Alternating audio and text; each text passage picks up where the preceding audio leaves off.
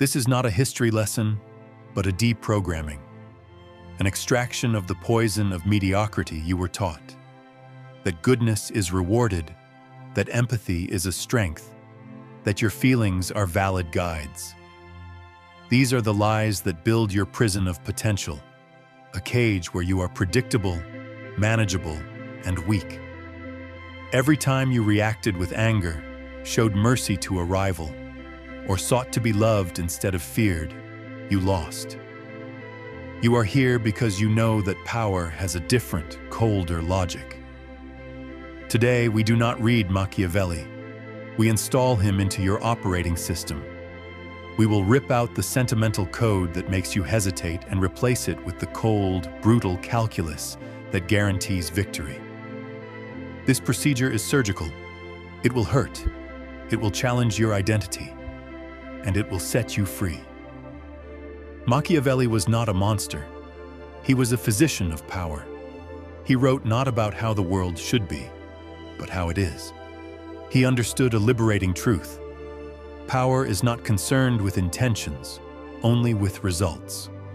The matrix of mediocrity sells your feelings as a compass. Machiavelli reveals they are chains. Your anger, guilt, and need for validation are the levers your enemies use to control you. To become a genius of Machiavellian coldness is not to become unfeeling, but to achieve emotional sovereignty. It is to feel the emotion, but never be commanded by it. Your emotions become data, not directives. This is the difference between the pawn and the king. The pawn is played by his feelings. The king plays with the feelings of others. Your choice is to continue this procedure and accept the burden of true agency, or retreat to the comfortable illusion of the herd. Know this: power, once understood, can never be unseen. Let the deprogramming begin. The first protocol is the mastery of the calculated response. The mediocre man is stimulus and reaction. The Machiavellian mind creates a vacuum between stimulus and response. In that vacuum lies all power. Faced with an insult, you do not feel rage. You recognize a tactical maneuver. Your mind does not react. It analyzes the intent behind the attack and calculates a countermove. Your response ceases to be an emotional outburst and becomes a strategic move. Silence, a calm question, or feigned agreement. You become the master of the provocation, not its slave. Train this by treating your life as a laboratory. Observe your emotional spikes without acting. Build a mental callus that desensitizes you to the world's emotional toxins by understanding them as external events, not internal commands. The second protocol is the weaponization of virtue. Mediocrity teaches that honesty, generosity, and mercy are absolute goods. Machiavelli teaches they are tools, to be used or discarded according to strategic necessity. Appearing virtuous is often more important than being so. Honesty is a scalpel. Use it to gain trust, but be prepared to conceal the truth if the mission demands it.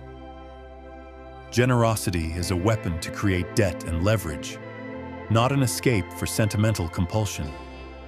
Mercy is the most misunderstood. Used against a temporarily weakened enemy, it is not virtue, it is suicide. Machiavelli was clear. An injury must be so severe that you need not fear revenge. This is not about cruelty, but the mathematics of survival. See these virtues as a weapons system, not a moral code. The third protocol is the embrace of fear over love. The desire to be loved is the path of the subordinate. Machiavelli teaches that since it is difficult to be both loved and feared, it is much safer to be feared. Love is fickle and conditional. Fear is primal and constant. Loyalty born of fear is rooted in self-preservation. To be feared is not to be a tyrant. It is to be a figure of consequence. Machiavellian fear is born of respect for your consistency and the certainty that your actions have weight. You cultivate it by never making a threat you cannot enforce, and by punishing betrayal as a matter of policy, not rage. This foundation of fear creates a stable environment where the rules are clear. Abandon the childish need to be liked. Focus on being respected.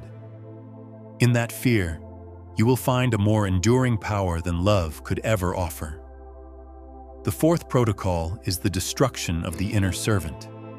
Inside every mediocre man is a servant who craves a master, fears responsibility, and seeks instruction. To become sovereign, you must kill this servant.